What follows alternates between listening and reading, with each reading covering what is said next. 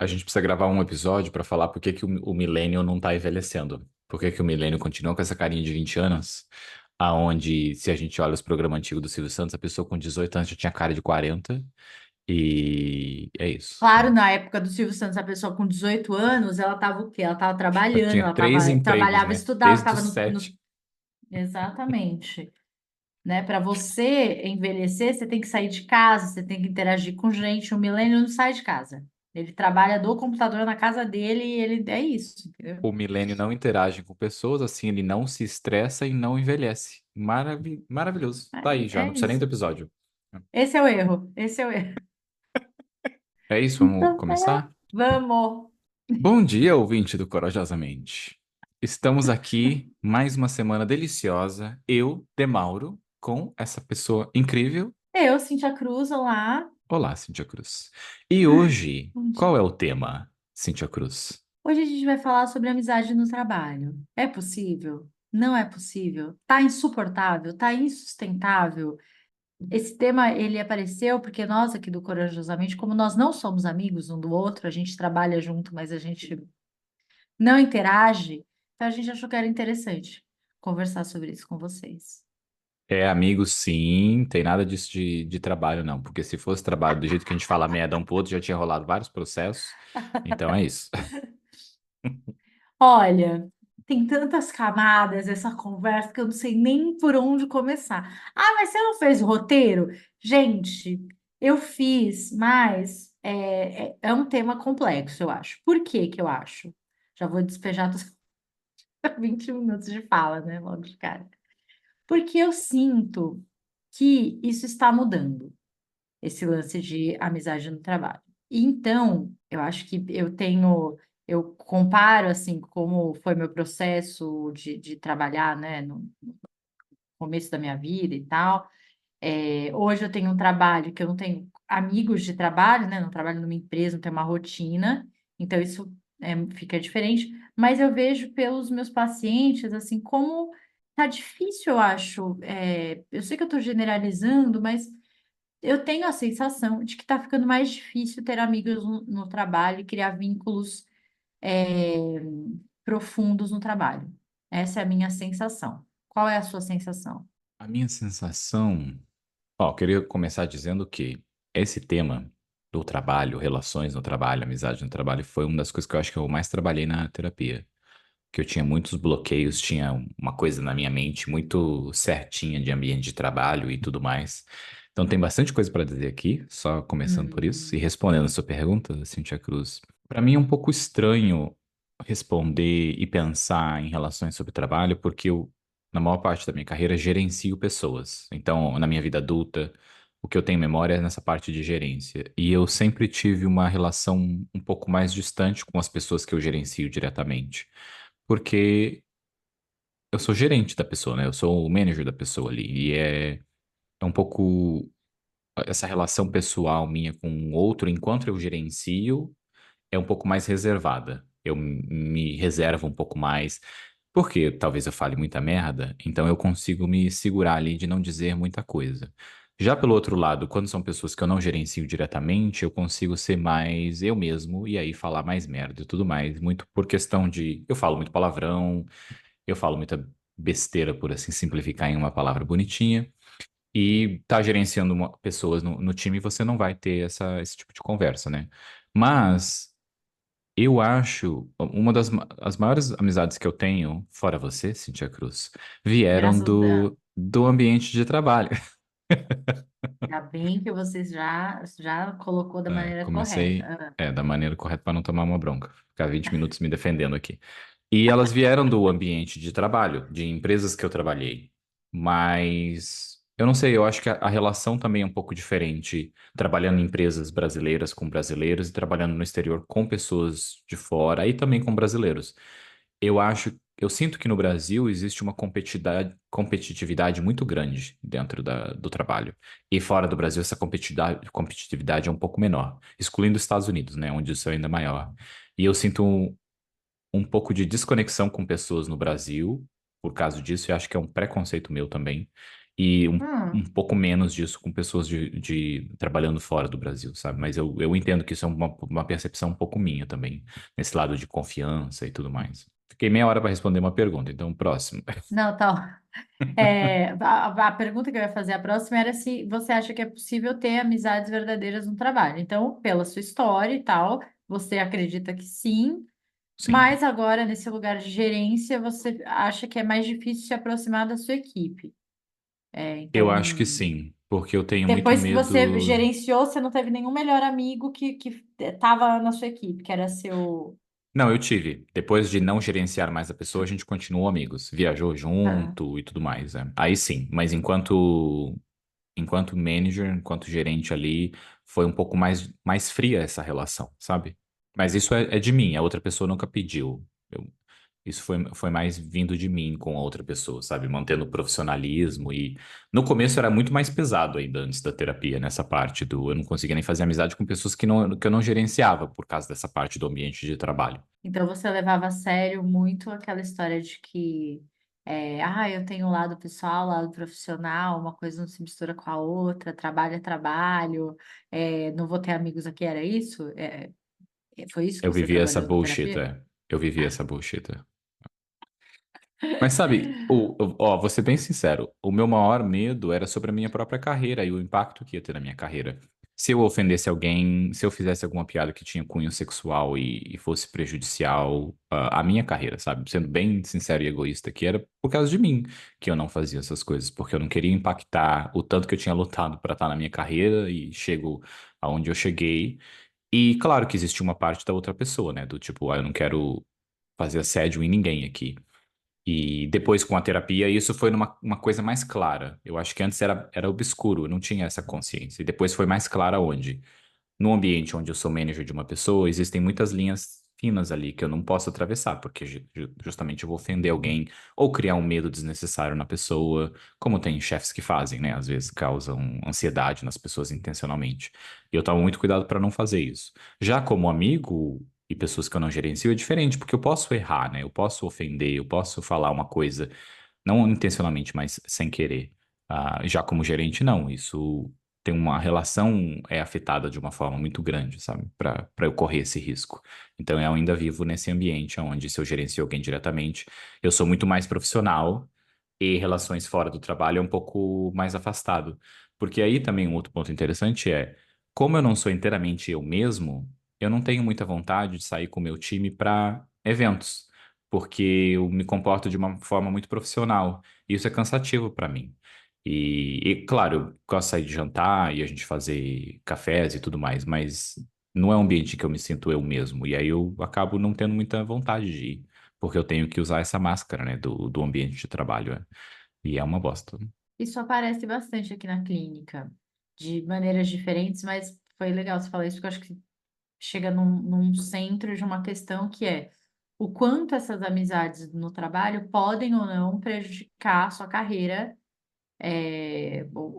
enfim, te prejudicar de alguma maneira, porque isso pode se reverter muito rápido, né? A pessoa que estava rindo com você ontem se ofende com alguma coisa e vai que pode ser alguma coisa que tinha um cunho pessoal, porque vocês têm amizade e tal, mas vai levar e pode te prejudicar profissionalmente, porque a reclamação vai ser profissionalmente, né?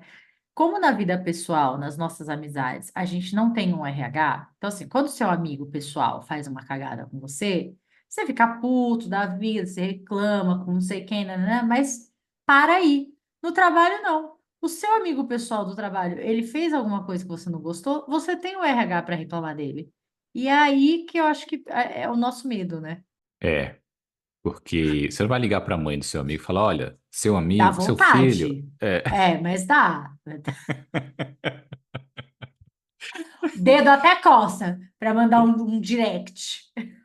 Isso é um ponto também, né, do envolver o RH e tudo mais. É um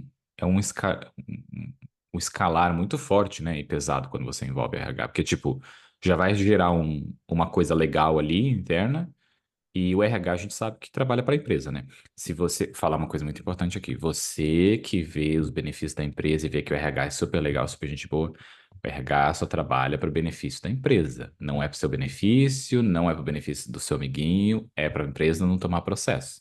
Esse que é o trabalho do RH, então lembre-se No sempre final disso. do dia, No final do no final dia, do dia, o RH trabalha para o capitalismo, importante lembrar disso. assim, o tempo que eu trabalhei em empresa, eu sempre tive amigos, assim, depois eu saí, continuei com amigos, enfim. Tenho uma das minhas melhores amigas hoje, veio do trabalho, né? Beijo, Thaís, maravilhosa. E só que depois, na consultoria, é diferente a relação, né? Assim, quando a gente tem clientes e tal. E aí, tenho clientes que eu tenho amizade mesmo, assim, até hoje, enfim. Frequento a casa, sabe? Que é ótimo, conseguir manter esse vínculo, mas é diferente. Eu não considero a mesma coisa que. Acho que não dá para falar que são amigos de trabalho, porque eles eram meus clientes. Eu acho que é diferente. É isso, não tem um RH que eu vou recorrer, não é, a gente não estava nesse lugar, né? Então, Será que o não. problema então é o RH, Cíntia? Vou jogar aqui e sair correndo. É, enfim, então para mim é difícil falar das minhas experiências porque faz tempo que eu não vivencio isso, então eu vou pontuar aí mais o que, né, eu vejo na clínica. Mas o que eu sei é que por muitos anos, até a Gallup tem uma pesquisa gigante, né, sobre clima e tal, e eles sempre consideraram você, assim, nas perguntas, nas pesquisas de clima, você ter um melhor amigo no trabalho. Isso era um ponto importante para você se sentir seguro, mais motivado, mais engajado, o ambiente ser mais harmônico. Então, é óbvio, a gente sabe que quando as pessoas se dão bem e tem um grau ali de intimidade, isso para o clima tem um peso importante, né? E eu vi uma pesquisa, não vou saber, não vou conseguir trazer a referência agora, e é ruim, né, quando a gente traz uma pesquisa. Ah, uma pesquisa A gente põe no X, link né? na descrição depois, Cíntia. É isso. Se Mas lembrar. não, é que eu acho que eu ouvi alguém falando da pesquisa, eu não vi a pesquisa, mas fizeram uma atualizado, né? Porque a Gallup faz isso há sei lá quantos mil anos, mas acho que é Comparare, é, eles levantaram um número que é 50, as pessoas que mais têm amigos no trabalho são executivos e as pessoas de RH. De fato, assim, lá na pesquisa, quando pensa, você tem um melhor amigo no trabalho, né? Os executivos e as pessoas de RH na pesquisa desse povo foram os que mais respondiam isso, né? Achei uma coisa curiosa, assim, porque os executivos, de onde vem essa amizade, né? Entre pares, é a panelinha do golfe, sabe? Que eu já fiquei pensando, tipo, enfim, quem são esses amigos? E o povo do RH, eu acho que é um povo que está mais atento a isso também. Por mais que o RH trabalhe para o capitalismo, nananã, tudo isso, mas é a área né, da empresa e tal que está olhando para pessoas, para vínculo, para engajamento e tal. Então, não sei se por conta disso eles estão mais abertos também a criar vínculos e tudo. As pessoas que menos têm melhores amigos do trabalho, nessa pesquisa específica, são os advogados, beijo, advogados, e as pessoas de tecnologia, que eu também achei interessante, porque pelo contexto, né, que eu vivo, pelo Lu trabalhar com tecnologia e tal, você trabalhar com tecnologia, é, são pessoas que têm melhores amigos no trabalho, que conhecem, que têm círculos de amigos bem feitos, enfim, mas a pesquisa fala um pouco disso. E aí eu queria perguntar para quem está ouvindo a gente, né, que jogar essa pergunta aí, que é: você tem melhores amigos no trabalho? Porque uma coisa é você ter alguém que trabalha com você, que você gosta muito e tal, mas é naquele contexto do trabalho, termina na sexta, né? A gente se vê segunda, beijo. Outra coisa é você ter um vínculo tão estruturado, tão aprofundado com essa pessoa, que ela vai para o final de semana com você, que ela tá com você na sua vida, com a sua família e tal, né? Então, e se vocês sentem que isso está mudando? Porque eu também tenho essa sensação pelos meus pacientes que isso está mudando.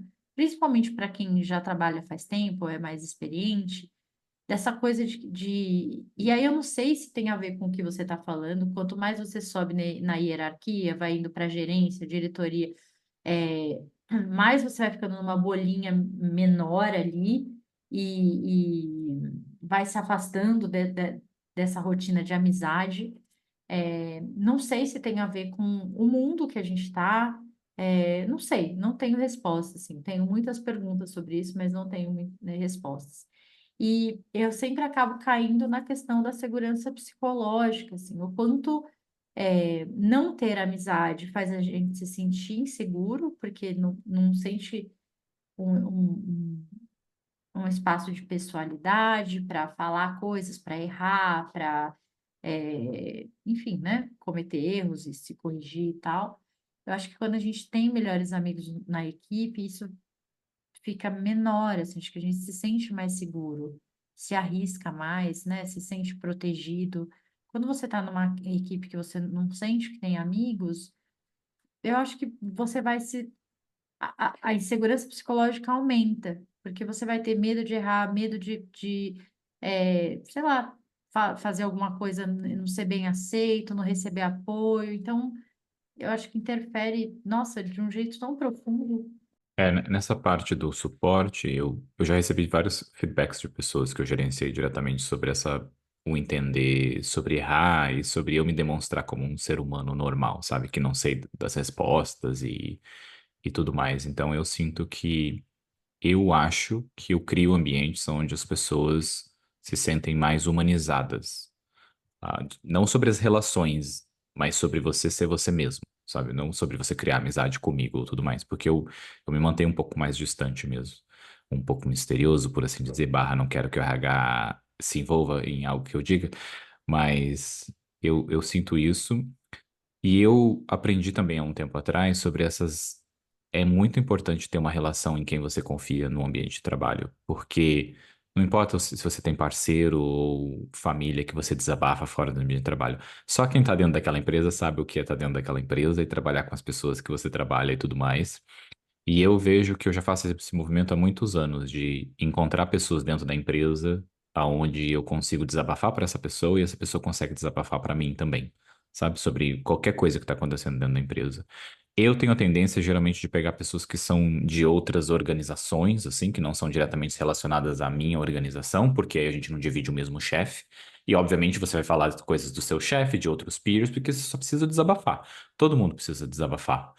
E isso se torna mais fácil, porque a pessoa entende como é a organização, ou pessoas que são meu peer, mas têm outros chefes no tipo de organização de tecnologia, né? Você tem pessoas que trabalham dia a dia com você, mas os chefes são outras pessoas. Porque eu acho que isso torna uma coisa mais saudável ali, sabe? Desse desabafar, desse confiar e tudo mais. E eu vejo essa relação como essencial para mim.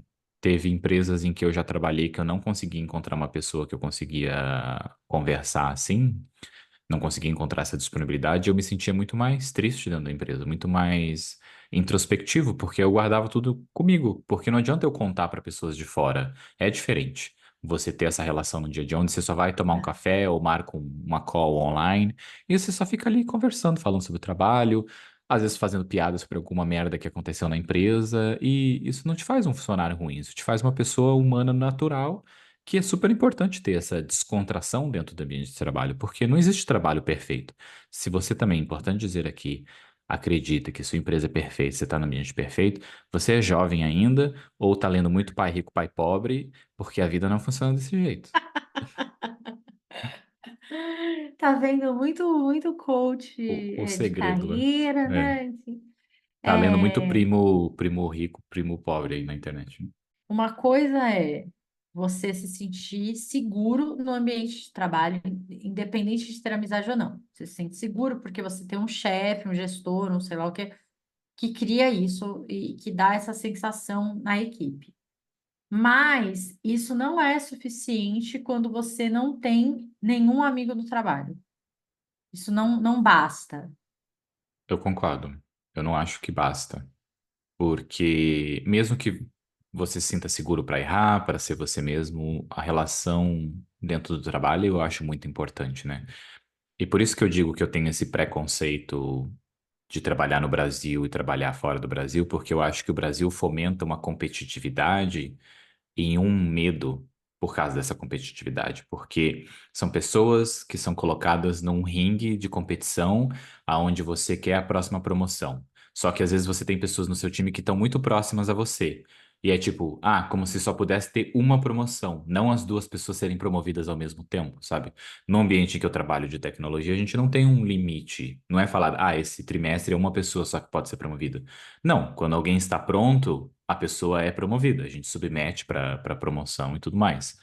Só que eu acho que existe essa fomentação de que essa competitividade que vem do como a gente consome conteúdo, de como a gente trabalha no ambiente de trabalho, desse medo.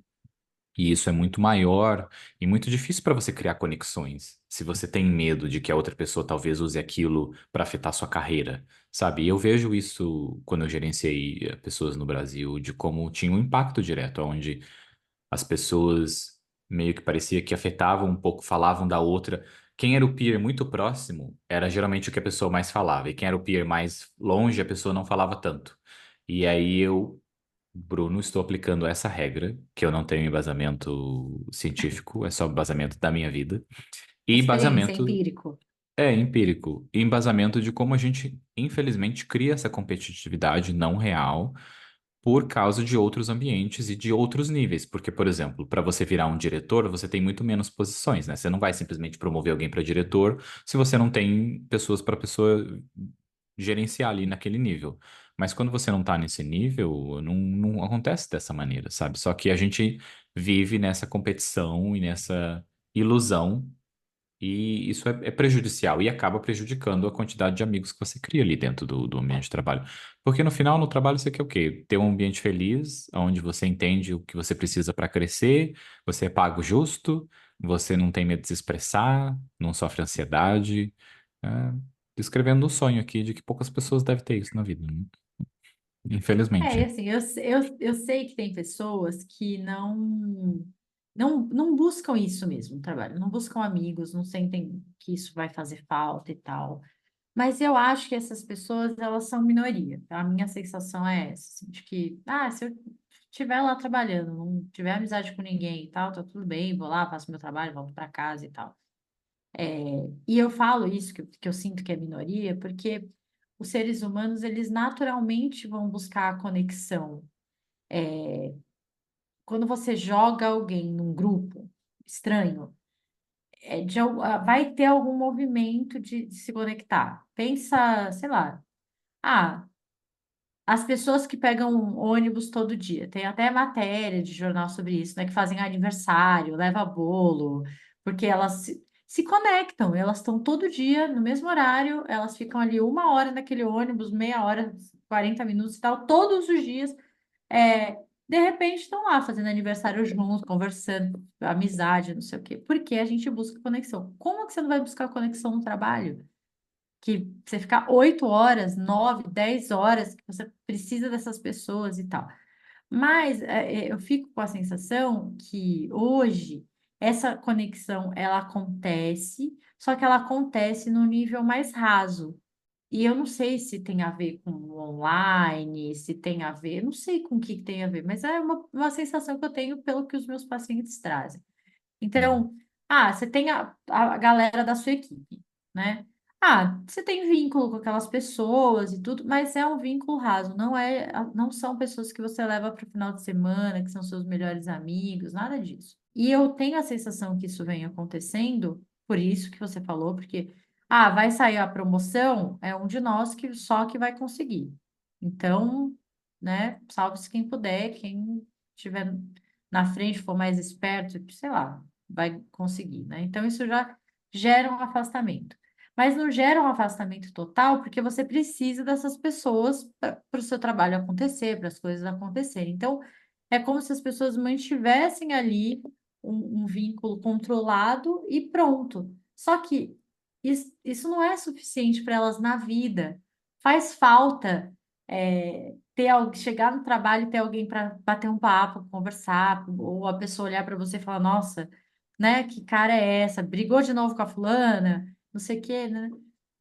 isso faz falta, sim, porque a pessoa muitas vezes não consegue ver os amigos da vida pessoal, os amigos que vieram do colégio, os amigos da faculdade e tal, com a frequência que elas veem essas pessoas do trabalho, né?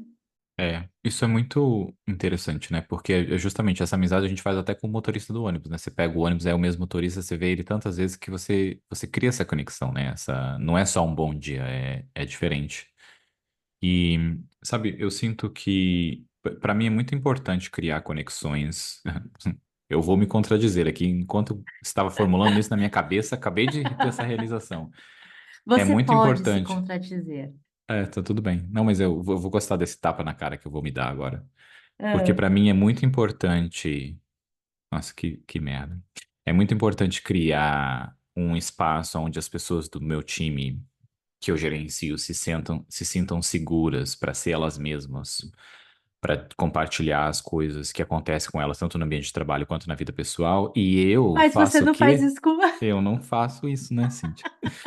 Ai, Ai, que Bruno, dá um saco. abraço aqui.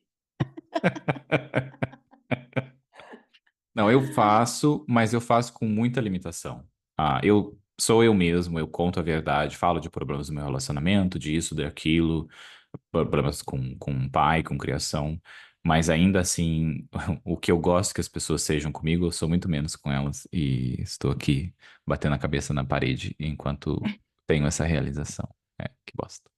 Eu Mas, tenho. quando peer, eu não sinto isso dessa conexão, sabe? Porque assim, você não gosta de todo mundo com quem você trabalha, né? Você tem muita gente ali que você trabalha que você não seria amigo dessa pessoa nem por nada no mundo. Você só tá naquele ambiente ali porque pessoas decidiram contratar vocês para trabalhar junto. Então, você também tem que aturar essas outras pessoas.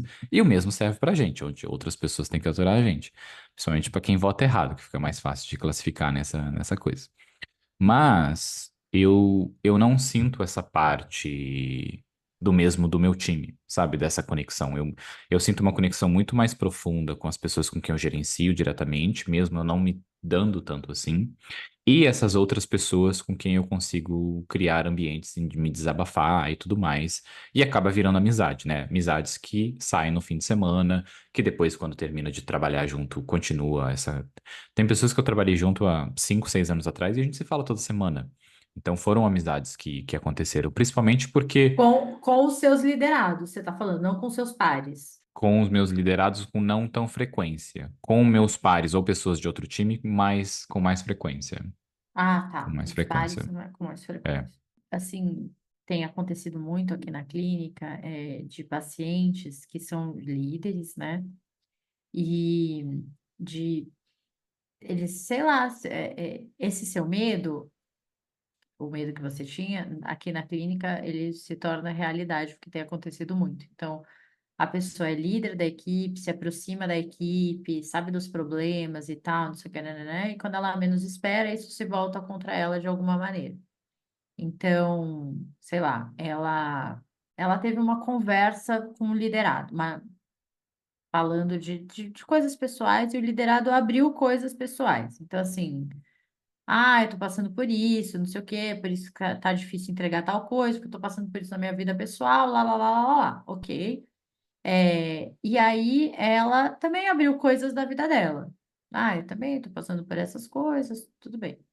Depois de um tempo, esse liderado, sei lá, precisou de alguma coisa ou quis alguma coisa e ela não deu, e aí ele jogou na cara, tipo, é por isso que seu namorado não tem, sei lá, tal coisa, sabe? Pega aquele problema que ela abriu ali e joga na cara dela por conta de questões de trabalho. E, e isso tem aparecido bastante aqui, de pacientes diferentes, situações diferentes, mas do tipo, nossa, eu me coloquei vulnerável, falei de coisas caras para mim, importantes para mim e tal, e em algum momento a equipe voltou isso, jogou isso na minha cara como uma coisa, sei lá, assim, não sei, para me expor ou de alguma maneira, né? Quem expôs, quem jogou de volta é a pessoa pequena, né? Então vamos simplificar assim. Infelizmente, essa merda de gente que Mas afeta como pessoas. acontece com frequência, Isso não tem como a pessoa não ficar ressabiada, não tem E como aí ela você se se fecha, fechar. né? Ela vai, É, para exato. se proteger, para não acontecer de novo, aí vai virando aquele líder cada vez mais distante enfim, né? Que a gente sabe que faz mal também para a equipe, para as pessoas e tudo. Então, tem até um termo que eu tenho visto bastante o pessoal de RH falando que é a exposição controlada. É importante você se expor, se abrir sim e demonstrar as suas vulnerabilidades e tal, mas de uma maneira controlada. Agora, o que que é essa maneira controlada? É desafiador, né? Assim, Hum. então, eu já vi lideranças, sei lá, abrirem as questões psiquiátricas que eles têm. Então, eu tenho esse problema, eu tomo essa medicação, eu estou fazendo esse tratamento. E, em certos casos, é super importante, sim, falar. A equipe saber que você está passando por isso, que certas coisas não é com a equipe, é uma questão de saúde que você está vivendo e tal, né? Se você tivesse um problema sério de pressão alta ou você estivesse passando por um problema cardíaco sério, você abriria para a equipe, provavelmente, né? Porque você teria que ir ao médico, enfim. Mas no psiquiátrico, as pessoas ficam meio assim, né? Por que que as pessoas ficam meio assim? Porque qualquer situação, qualquer coisa que acontece, isso parece que volta de um jeito que elas são expostas, elas são tidas como fracas, ou como se, sei lá, elas é, fossem menores porque estão passando por isso. Então, tem Nossa, é uma sopa bem complexa essa, né? E para piorar, ainda tem aqui no Brasil um movimento assim de certos empreendedores, empresários, gente, influenciadores desse contexto de principalmente de empreendedorismo e de inovação e startups e tal, fomentando esse discurso de que burnout é mimimi, de que o trabalho online é para gente preguiçosa, que quem é comprometido de verdade está presencialmente na empresa e tal. Então, sabe, tem um movimento aí contra tudo que a gente vem estudando e entendendo em relação ao trabalho. é, E os caras dizendo isso, sabe? Então é triste, assim, de ver. Bem triste. Sempre vai ter um grupo que vai tentar desfazer evolução, né? Vai tentar desevoluir as coisas. E burnout é comprovado.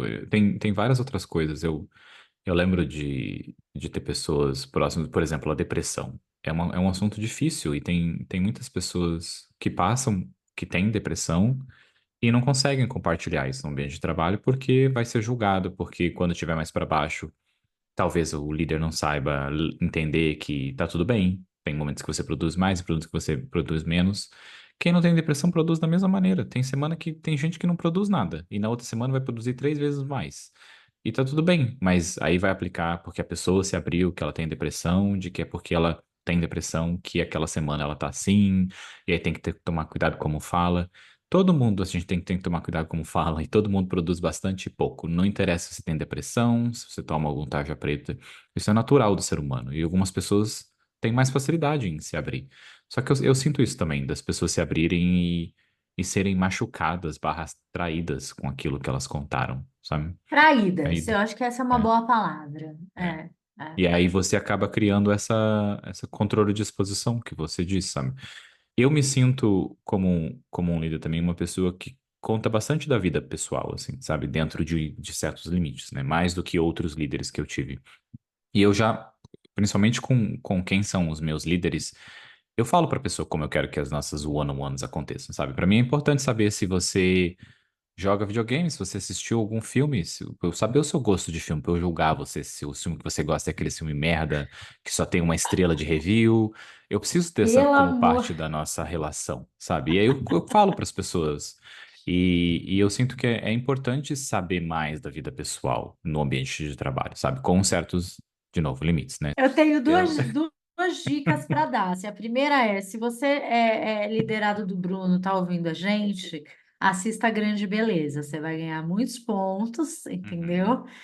Isso é É, fundamental. deveria estar ali no LinkedIn pro Demauro, sabe? Quer falar comigo? Quer trocar uma ideia? Quer não sei o quê? A grande beleza. Essa é a dica número um. A coisa número dois, que na dica que eu quero falar é a falta de conhecimento em termos de saúde mental, de quem é líder, empreendedor, empresário, influenciador de startups, inovação e tal.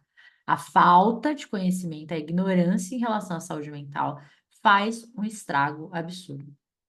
Faz um estrago absurdo. A pessoa não saber que existem pessoas que têm depressão e que conseguem sim trabalhar, e existem pessoas que na depressão não conseguem trabalhar, que a depressão ela tem um espectro de comportamentos que não é único.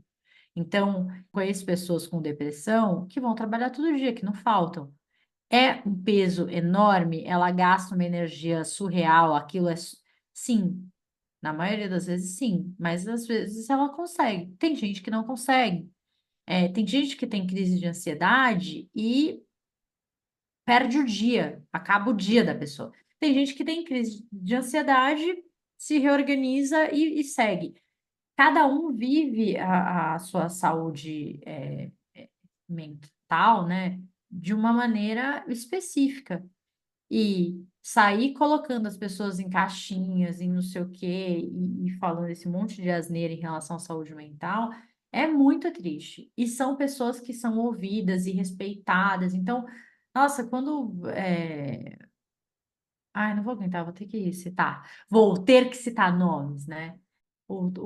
Esqueci, é que eu esqueci o sobrenome dele, mas o Thales, que é um cara de startup e tal, que agora está no G4, enfim.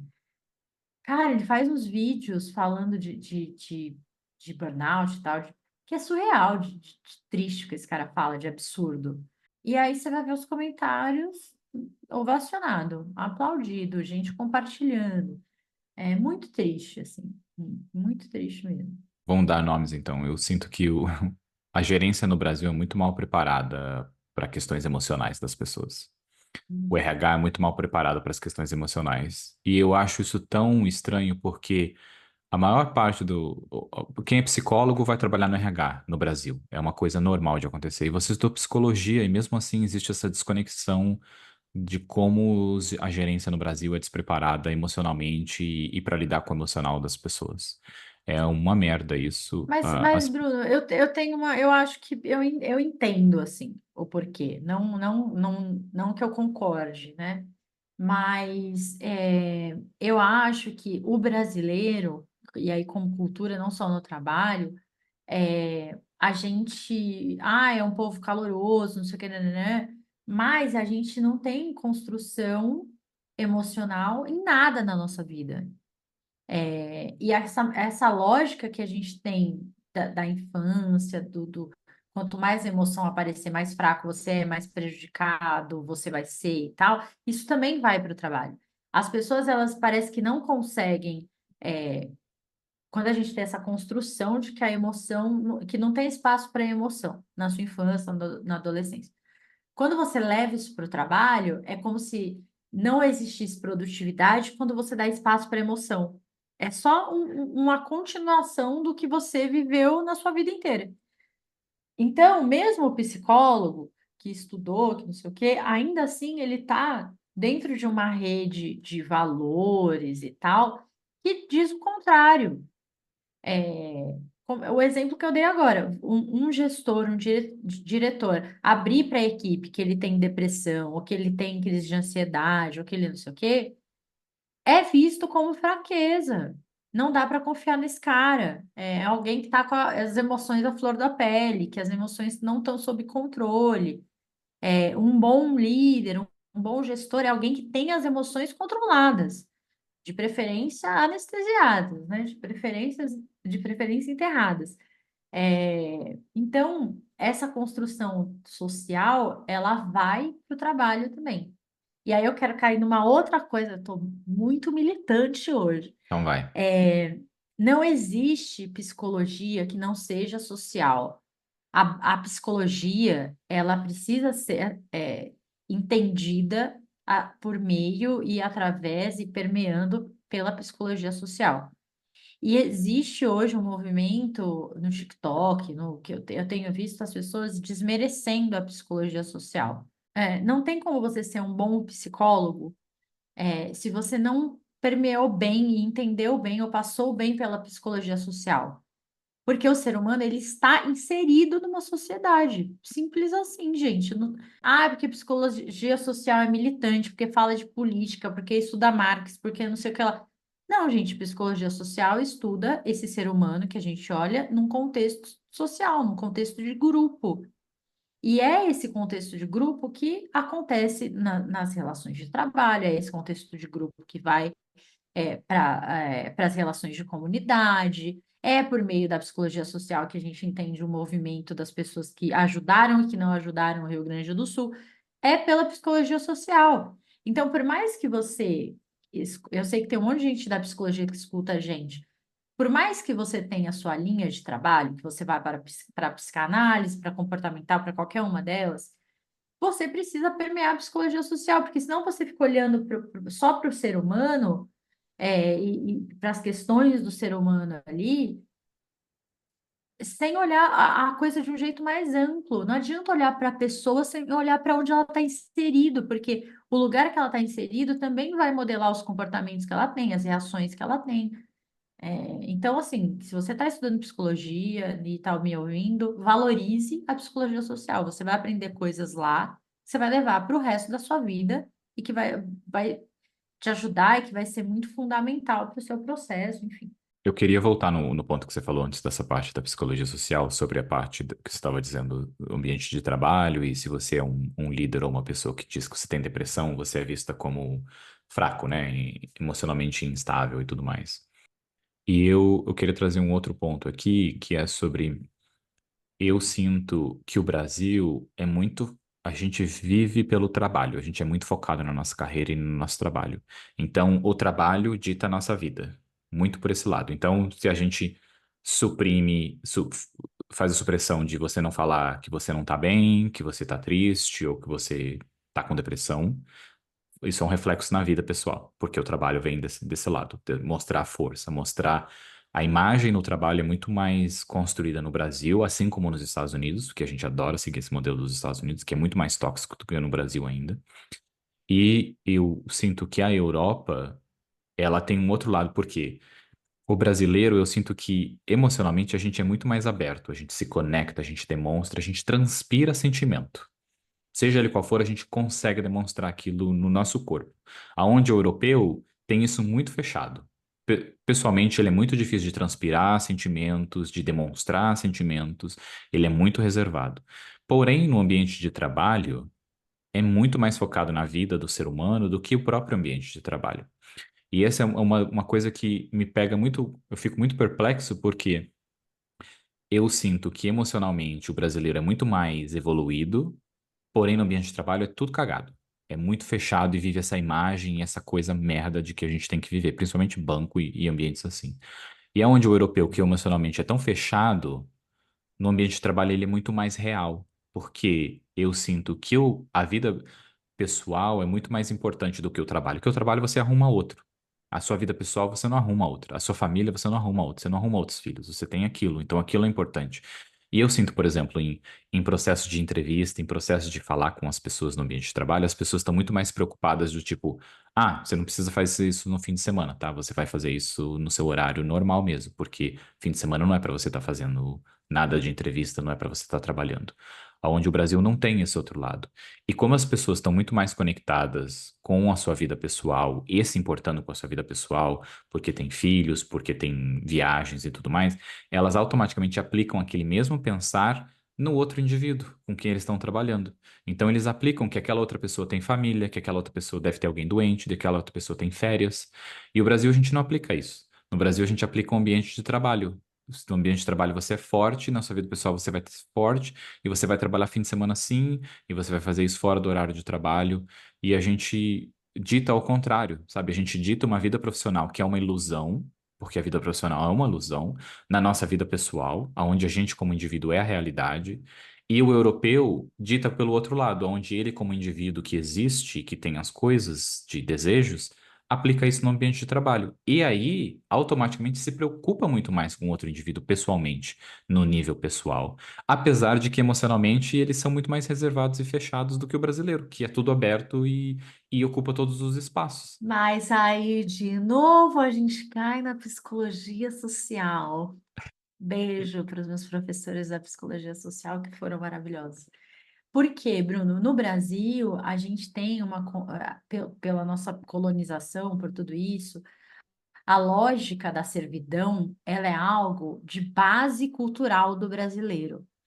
É, servir, né, pensa numa nação que foi construída à base de escravidão, tudo é feito de uma maneira para que você pense que aquele é o melhor caminho, que aquilo é o certo, que esse é o jeito certo. Então, já falei aqui do meu avô, né? Meu avô chegou no Brasil, português, saiu de lá novinho, morava no cu do mundo de Portugal, enfim, uma vila da vila da vila, caiu, chegou em São Paulo, 1930, sei lá. É, Gente, quando ele cai aqui, ele cai num Brasil que há pouquíssimo, que 1930 não tinha mais escravidão oficialmente, mas tinha um contexto esquisito, né? Porque o processo de escravidão no Brasil ele acabou, mas não acabou, ele, enfim. E aí, essa coisa de trabalhar loucamente para construir as próprias coisas, para tipo, você é capaz de construir a sua riqueza. Aí você tem uma Matarazzo que, ai, chegou aqui, vendia banana e construiu um império. Enfim, a servidão, o trabalhar loucamente, trabalhar de sol a sol, ele era colocado como algo legal, de gente batalhadora, de gente que está, nossa, né, fazendo a vida do nada e não sei o que e tal, e lá, lá, lá. Ainda com viés da religião, que nem quero entrar aqui, que também sempre a religião nesse contexto até, na verdade, eu acho que até hoje, né? Mas assim, ela vinha para ainda dar mais um temperinho nessa lógica, né? A gente sabe muito bem que certas igrejas sempre trabalharam para o capitalismo, sempre trabalharam para a elite, então o discurso religioso também vinha ao encontro dessa lógica do trabalho, de você, do quanto Deus estava olhando para você quando você estava construindo coisas, fazendo coisas e tal. Então, é, a gente tem uma construção social da servidão. Isso permeia o machismo, como as mulheres são colocadas também nesse contexto, enfim. Mas isso está muito claro, eu acho, no Brasil. Aí, quando você vai olhar para o contexto europeu, dessas pessoas que elas estavam construindo essa lógica de colonizar, né? Quando você olha para o colonizador, é lógico que ele vai olhar para o trabalho de uma maneira diferente, Ele sempre teve direito, né? O europeu. né? E aí ele, como escravizador, sempre. Os peers sempre tiveram direito, né? Aonde o escravizado não tinha. Eu vejo, quando você falou disso da servidão, é tipo, puta merda. É muito isso da nossa cultura. A gente, se você não tá bem, se você tem depressão, se você tá triste, se você tá com burnout, você não tá servindo. E se você não tá servindo, você não é útil, né? Se você não tá servindo, se você não tá fazendo o que você precisa fazer, que é servir, como a gente aplica na nossa cultura, né? Você não serve para essa empresa ou para essa cultura. E a gente, como ser humano, não serve dentro desse local de servidão, por essa análise real. É muito isso. Ah, que merda. E é uma ilusão gigantesca, né? Porque é tão isso como líderes no Brasil veem as pessoas mesmo, e como as próprias pessoas se aplicam, né? Com os próprios peers, que é a servidão, né? A servidão de como. E eu vejo, você falando me fez até pensar no episódio que a gente gravou do abandono paterno também, que é outra parte da servidão, do brasileiro precisa ser salvo, e existe muito isso, o brasileiro. que é o brasileiro rico, normalmente se coloca nessa imagem de que ele é uma parte do Salvador, que ele está ajudando as pessoas, que ele está gerando emprego, que ele está isso, que ele está aquilo, e ele vira esse Salvador e o mestre de quem serve. E se você não serve ele, você não serve, porque é isso, o Salvador tá ali te salvando, te dando tudo, e você não tá dando tudo de volta porque você tá doente? Como assim? Isso não pode, isso não bate na conta. Aqui no Brasil também tem, mas acho que não só no Brasil, né? Também tem uma coisa de quem é herdeiro sustentar um discurso de que, de alguma maneira, ele batalhou sim para ter aquilo que ele tem. Então, é que eu falei aqui no Brasil, mas eu pensei no Elon Musk, né? Enfim, que também tem essa, né? Nossa, gente, o Brasil, ele foi construído por capitanias hereditárias, né? Assim, a coroa portuguesa dividiu o Brasil em faixas de terra e tipo assim, ó, essa faixa aqui é da família tal, essa faixa aqui você pode explorar, né? Era tipo assim, aí chega o cara e ele foi explorar, né? Ele veio, nossa, que corajoso, guerreiro, maravilhoso, chegou numa terra que não tinha nada, não sei o quê. Ele chegou sozinho? Uma Não, terra né? Ele já dada pra chegou ele, com uma né? Com os galera, escravos, ele, né? ele já tinha, se ele não tinha escravo, ele já tinha ali enfim, um monte de gente pobre, ordinária e portuguesa que veio para cá tentando uma vida melhor e tal. E aí, esse fulaninho, vamos chamar ele de o seu Santos. A família, sei lá, Pereira. E aí, esse cara, ele vem para cá com já um exército, né, entre aspas, aí de pessoas miseráveis que ele trouxe de Portugal para cá. Logo depois, ele tem aí, sei lá, quantas pessoas escravizadas para trabalhar nessa terra. Então, esse cara, ele nunca cortou uma árvore, um pé de milho, ele nunca plantou um nada. Ele foi explorando pessoas desde o começo, e aí ele tem aquela faixa de terra gigante, que depois foi mudando, foi diminuindo, não sei o quê. Mas se você for pesquisar as grandes fazendas, é, Mato Grosso, Mato Grosso do Sul, Minas, é, essa lógica de que nós, quando meu avô chegou aqui, não tinha nada, ele construiu tudo do zero, foi em cima de muito sangue, de muitos escravizados, de muita exploração. É, E essas famílias só vêm. Aí a gente tem essas famílias, elas vão formando quem, né? Filhos advogados, filhos políticos e tal. E aí a política agropecuária, a política é toda construída por essas famílias que estão lá. E aí isso vai sendo replicado. Aí tem uma política que apoia tal coisa, que tira imposto de não sei o quê.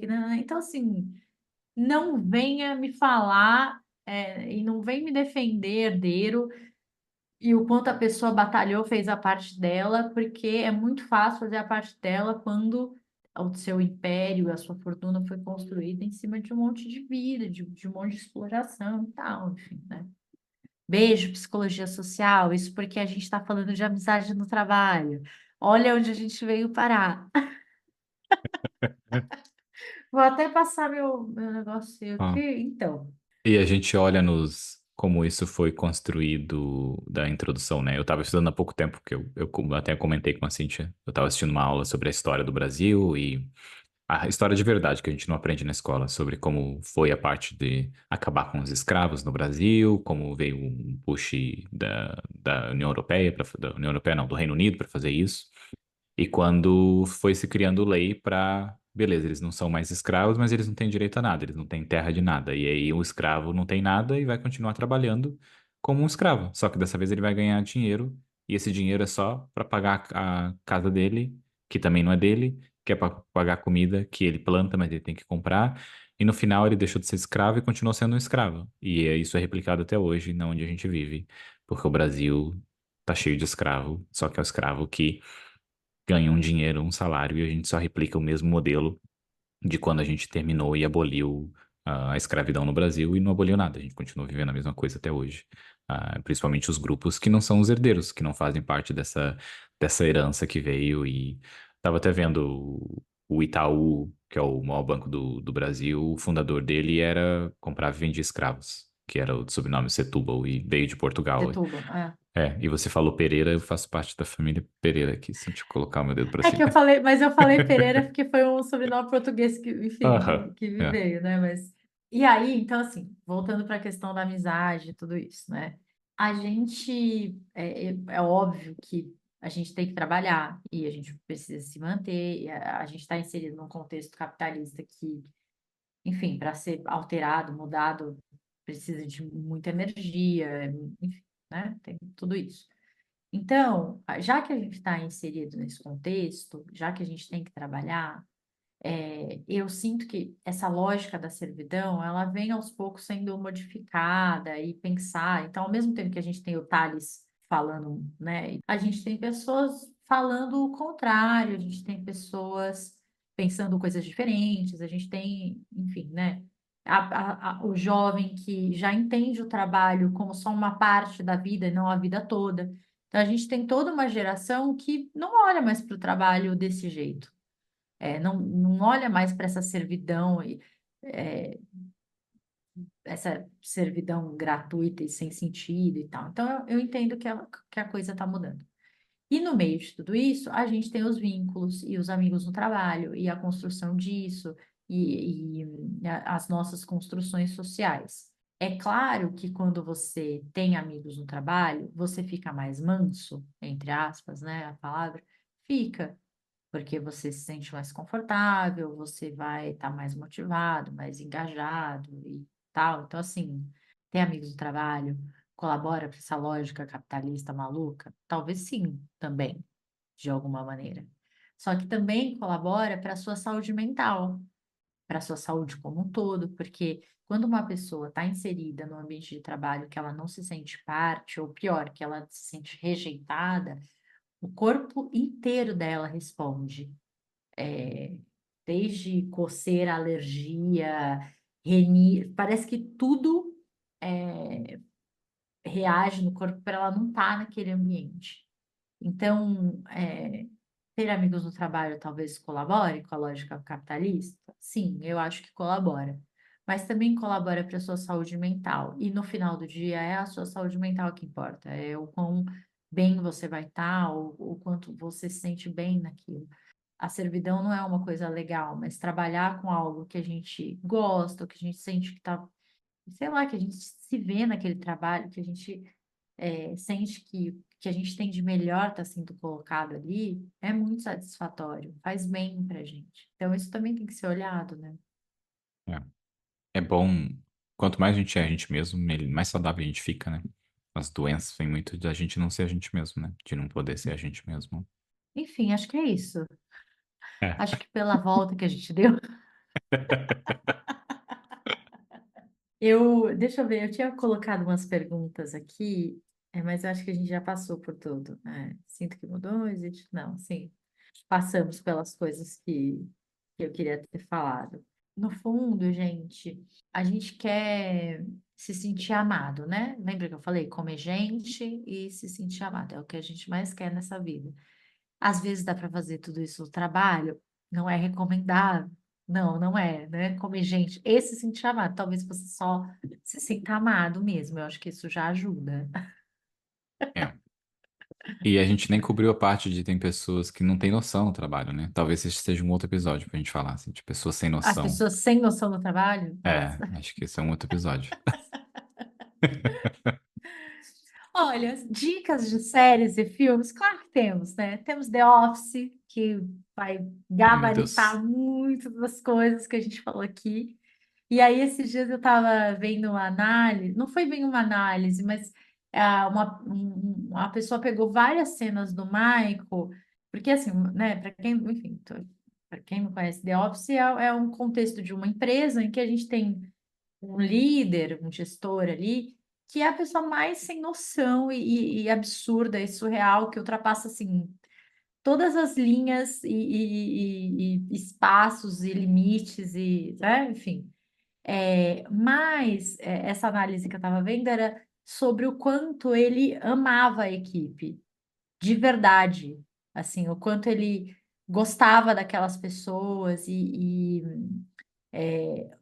o tempo inteiro, todos os absurdos que ele fazia era nessa ideia dele de estar próximo, ser amigo, é, Eu, fazer a Salvador. diferença, ser o salvador, Hum. exatamente, enfim, né? Acho que deve ser é uma ótima dica. O The Office é algo que eu demorei muitos anos para conseguir assistir, porque eu não conseguia. O esculacho é tão gigantesco ali que meu Deus, eu me sentia tão desconfortável assistindo. Eu tive que aprender muito a Porque assistir. você ficou muito tempo sem trabalhar no Brasil, querido. Porque Hum. The Office não é nada mais do que um dia numa empresa brasileira. Não é nada mais do que um dia num job no Brasil. Eu Quem me conhece sabe. acho que termina aqui, né? Que o The Office é o Brasil. Ponto. É isso, exatamente. Eu tenho uma paciente que fala: o meu chefe é a cópia do Michael, assim, não tem. Todos os meus dias são assim, um episódio de The Office. Só falta a musiquinha.